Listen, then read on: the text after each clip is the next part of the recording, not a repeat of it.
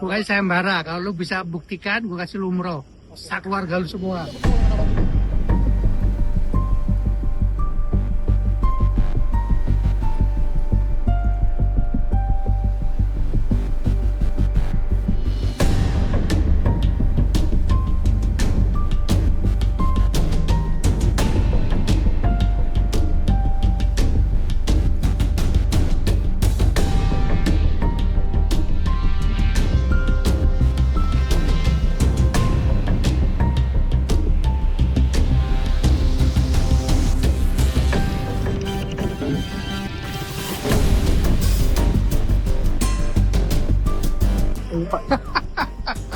Bagaimana Pak? Bapaknya apa? Mutasi. Iya Pak, ini bener Pak, ini karena terkait dengan Apa? bocornya surat apa? Ah, nggak ada. Nggak ada yang Kalau mutasi itu bener Pak?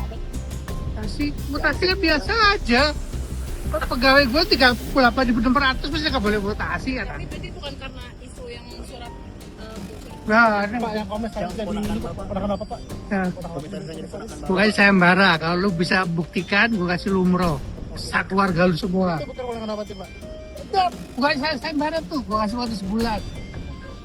Berarti bukan ponakan Pak. Ya, lu pikir sendiri dah.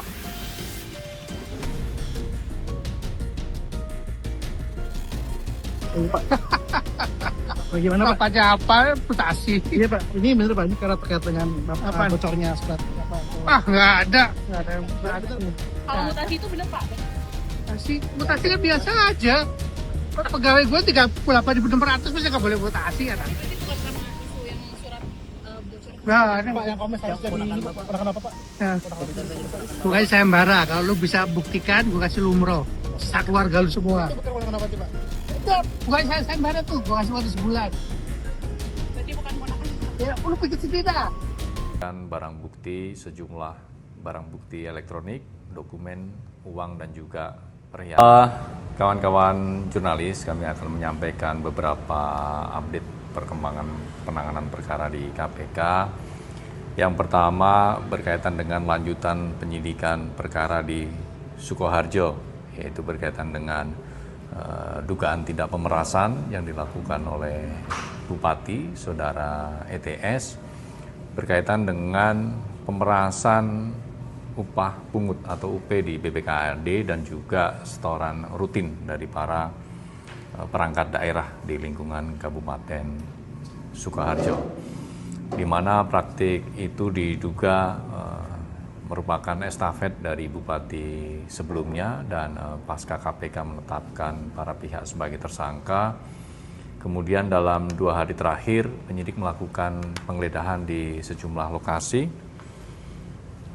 Pertama, hari kemarin penyidik mendatangi 6 lokasi untuk dilakukan kegiatan penggeledahan. Yang pertama di rumah dinas Bupati, kantor Bupati, kemudian kantor dinas PU, dinas perhubungan, dinas pertanian, dan juga kantor dinas kesehatan. Di mana dalam rangkaian kegiatan penggeledahan tersebut penyidik mengamankan barang bukti sejumlah barang bukti elektronik, dokumen, uang, dan juga perhiasan. Untuk detail nominalnya nanti kami akan sampaikan pada kesempatan berikutnya.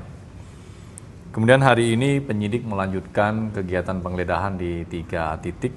Yang pertama di kantor Dinas Pendidikan, kemudian di kantor DPKAD dan juga di kantor Kesbangpol. Artinya ada kebutuhan penyidik untuk mencari bukti-bukti tambahan yang dibutuhkan dalam proses pengungkapan perkara ini sehingga menjadi lebih terang. Karena memang praktik yang dilakukan oleh Bupati adalah permintaan setoran rutin dari para OPD, dari para dinas yang kemudian dikumpulkan secara triwulan kepada pihak-pihak yang menjadi hub atau orang kepercayaan dari Bupati ETS.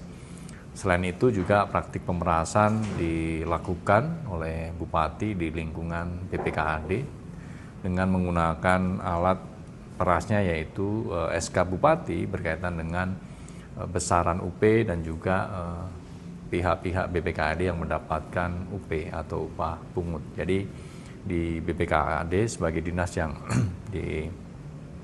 ditugaskan untuk mengelola berkaitan dengan pendapatan asli daerah itu ada insentif secara khusus yang diberikan oleh Pemda dan SK-nya ditandatangani oleh Bupati. Nah, Bupati menggunakan SK itu sebagai instrumen untuk memaksa, untuk meminta kepada pegawai-pegawai di BPKAD yang mendapatkan insentif tambahan.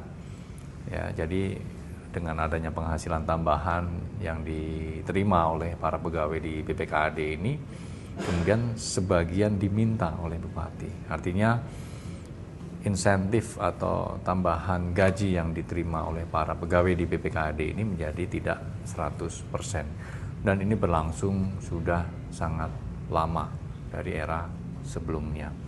Artinya dengan peristiwa tertangkap tangan ini, kita juga kemudian mencegah tindak pemerasan ini tidak terus berlanjut. Karena kalau kita melihat masa periode dari Bupati ini periode yang kedua dan diduga sudah dilakukan sejak awal periode pertama karena memang melanjutkan kepemimpinan Bupati sebelumnya yang juga diduga melakukan tindak pemerasan di BPKAD ataupun di sejumlah perangkat daerah.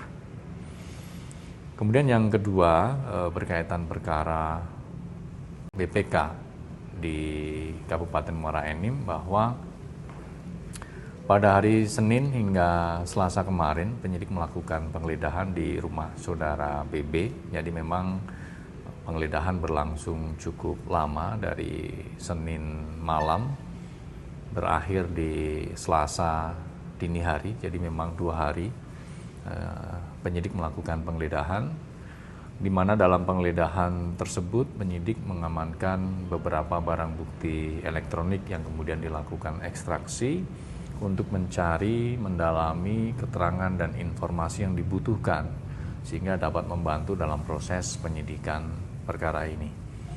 Termasuk hari ini penyidik juga melakukan pemanggilan pemeriksaan kepada sejumlah pihak yang merupakan ASN di lingkungan Badan Pemeriksa Keuangan, di mana dalam pemeriksaan hari ini penyidik mendalami pengetahuan para saksi berkaitan dengan proses mekanisme terkait dengan pemeriksaan atau audit yang dilakukan oleh BPK, termasuk juga soal adanya pemberian opini ya. Jadi di Pemkab Muara Enim ini kan bermula opininya WDP ya, wajar dengan WDP wajar dengan pengecualian. Kemudian ada dugaan setting temuan, ada beberapa yang diduga diubah oleh tim auditnya, kemudian berganti menjadi. Gak sempet baca? Dengerin aja, klik icon text to speech di okezone.com.